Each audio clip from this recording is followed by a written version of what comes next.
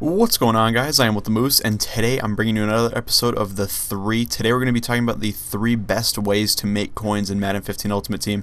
It's not going to be, a foolproof method, but overall, it is a good way to make coins, and there's 3 different ways I have for you guys in today's video. Now, the first is actually that you have to play a ton of solo challenges. As you guys can see, I've done all the training camps, I've done almost all the regular seasons, 201 out of 256, and then same with the elites, 25 out of 32. I basically do these in succession, so I'll do the whole regular season of one team, then do their elite solo challenge.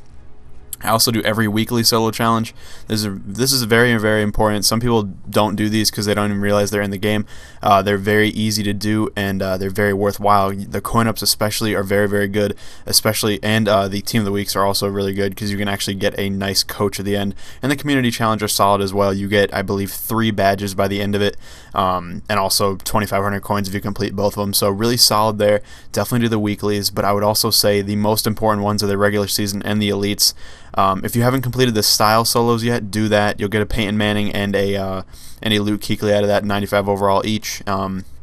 You can either sell them, they go for around 100k each, or just keep them on your team. They're both very good players. Now, the regular season is where you make your bread and butter. You get a ton of coins for these. So just for the first game, you get 1,250 coins. Then the next one, you get 1,500 and a rookie pack, which the rookie packs can actually have some really good rewards in them. Sometimes they have rare golds. I actually opened up a gold, or not rare golds, rare silvers, I should say. I opened up a silver card yesterday that was only in the Cowboys silver players and gold players set, and he went for like 15k. So just right there, I made 13,000 coins about. That's pretty much what I sold him for. And it was from a rookie pack, so definitely open those up. Then you get 1,750 coins, 2,000 coins, and a 1 badge pack. I've actually pulled an elite badge from one of those, so definitely take your chances. And if not, at least if you get like a silver or something like that, that's a good pull. Most of the time you're going to get a bronze, but they sell for around 500 coins in the auction house, or you can just use them in the multitude of sets they're in.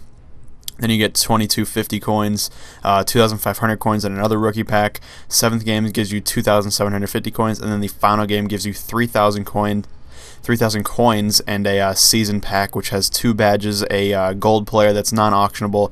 That's not really that useful unless you're new, and a regular season collectible that's going to put you towards that team's gold coach. Now, once you have the whole regular season done, their elite solo challenge will unlock. So in that example, it would be the Elite Bears, and it says take on the Elite Bears squad to receive an elite team pack that includes 2 badges, so 2 more badges just for completing this. You also get 4,000 coins and an elite team collectible needed for the Bears team captain set. So obviously doing these are really, really important. I know it's unglamorous, it's not really that fun either, but what I do basically is I'll hop into a game. I'll do my normal strategies where I just pretty much run the ball the whole game, chew the clock up, try and get it done as fast as I can, and just watch YouTube videos or listen to music or something like that. I don't really focus on the game very much. I just try and make sure I win, even if it's by 3 points. I really don't care. As long as I win the game in a short amount of time, I feel like the solo challenge was a success for me. And overall, I think this is one of the best ways to earn coins, and it's probably the best way without spending money to earn coins. Speaking of spending money, we have the fact that you should buy packs if you have the ability to. Obviously, if you can't buy packs, you're young, you don't have a job, you don't have really any money to spend, or money's tight in your family, something like that. Don't waste money on the game. Only do it if you can actually afford to spend a little bit on the game. But I highly recommend it, especially at the beginning of Ultimate Team. It's a very, very good idea. As you guys can see, I have a bunch of golds here. And I really need to go through more of these, but overall, gold cards, elite cards, everything like that, or even silver cards often are worth a lot of coins in this game, and I really need to go through more of these. But what I do after I open packs from now on is I pretty much open the packs, and then I'll go through later on, later that day or whatever, and just see how much a certain card goes for, or see how like a stack of certain cards goes for, and see how much they're worth. Now, a key trick that I like to use is just check the card and see if it is eligible for a set. This one is already added to a set. I think that's probably the Bengals silver players. But that's basically what I do. Obviously, CJ Mosley goes in the Lions gold players set. Let's see if Andre Caldwell goes in anything. He does go in a set. I already put him in there. The Who-Man also goes in a set. So all these cards right here go in sets, or most of them do at least. that I'm checking out, and if they go in sets, they're likely to be worth a lot more than if they don't go in sets. Honestly, if I pull a card that doesn't go in a set, I basically just quick sell it unless it's for some reason a good card, like an 85 overall or something. But most of the time, if a card doesn't go in sets, I just quick sell it. If it does go in sets, I'll check the price usually and try to sell it for a lot in the auction house. Some silvers, like I said earlier, like one I pulled yesterday in a rookie pack, went for 15,000 coins. That's a lot of coins, and that's 2 pro packs right there. So that's the second best way to earn some coins, is to just buy some packs. I wouldn't say don't spend like $500, but if you can drop $100 on packs, I know it sounds like a lot, but it's going to be really worth it in the end. You're going to make a ton of coins off those, even if you don't pull the 90 overall cards. Even if you just get 86, 87s, and a bunch of silvers, a lot of those silvers are going to be really rare, and you can sell them for a lot in the auction house.